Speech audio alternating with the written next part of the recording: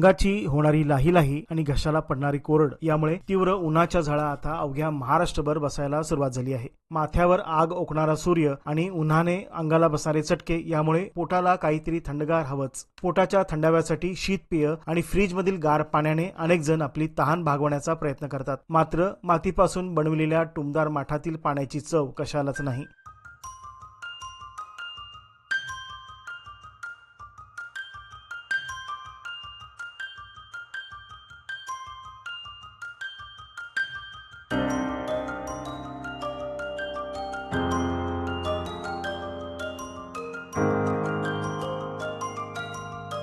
आमचा वडलो प्रायोजित हा धंदा आहे.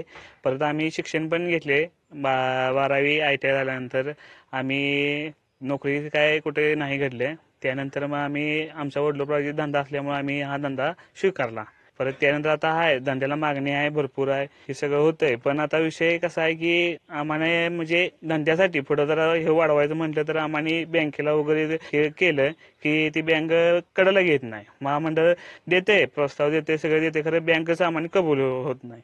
दिवसभरात चालतंय की आम्ही एक 40 डेरा तयार करतोय. बनवायची प्रक्रिया काय? चुकल उतरणे, मशीन मध्ये मळून घेणे, त्यानंतर मग उतरून गेले त्यानंतर बाहेर उन्हात लावणे, त्यानंतर माठ आम्ही इथं आता बसलो ना इथं तयार करतोय आम्ही.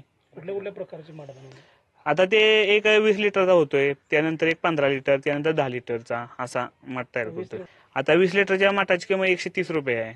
त्यांना उन्हाळ्याची मागणी भरपूर आहे. आता हा माठ सगळीकडे आपल्या महाराष्ट्रभर जातोय. कराड, सातारा, मिरज, सांगली, इचलकरंजी, कोल्हापूर, परत घाटाखाली पण कोकणला पूर्णपणे वैभववाडी, ताराळा, कणकवली ते इथूनच आमच्या विकतच घेतोय.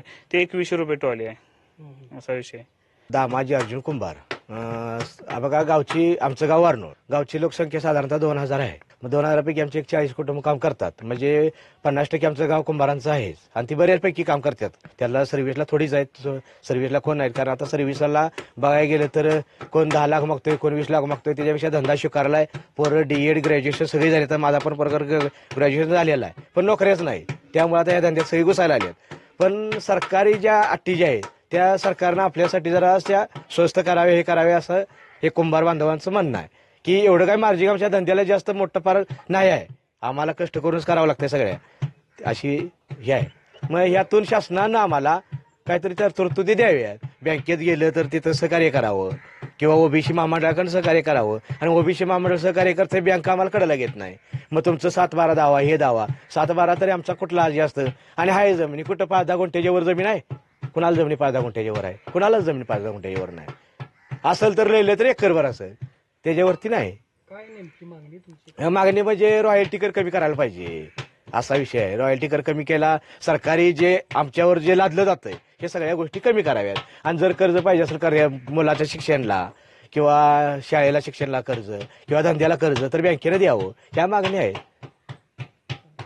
नैसर्गिक थंडावा आणि शमणारी तहान यामुळे मातीच्या माठांना ऐन उन्हाळ्यामध्ये मागणी वाढली आहे. कोल्हापूर जिल्ह्यातील वारनोळ हे संपूर्ण गावच मातीचे माठ बनवतं. या गावात बनलेल्या दर्जेदार माठांना कोकण, पश्चिम महाराष्ट्र, दक्षिण कर्नाटकामध्ये चांगली मागणी आहे. माठाच्या विक्रीतून गावची लाखोंची उलाढाल होत आहे. आता माझं नाव उत्तम शिदू कुंभार, म्हणजे गाव वारनोळ. आमच्या गावाला बघा हे मडक्याची परंपरा जवळ 150 वर्षापूर्वीची आहे. आजोबा, वडील, आता मी जवळजवळ आता 15-20 वर्ष झाली धंदा करतो. ही जी माती कुठून उपलब्ध करताय तुम्ही? मातीचं काय गुणधर्म? ही जी माती नदी किनाऱ्याला मिळते, त्या मातीत तुमचं पीक येत नाही. ही माती जी आहे ती अशी चिकट आहे, पाणी धरून ठेवते ही माती लागते.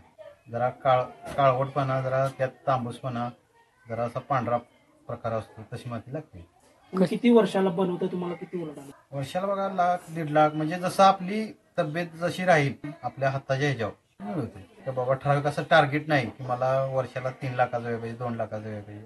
जसा निसर्ग चालेल. नाही पाऊस पडला तर धंदा जास्त होतो, पाऊस पडला तर कमी होतो, असं होतं. सरासरी 1.5 लाख 2 लाख आसपास जातो. 50 कुटुंब करतोय वार्षिक होता उत्पन्न बघा सरासरी 1.5-2 लाख आणि त्यांचं धरा उत्पन्न.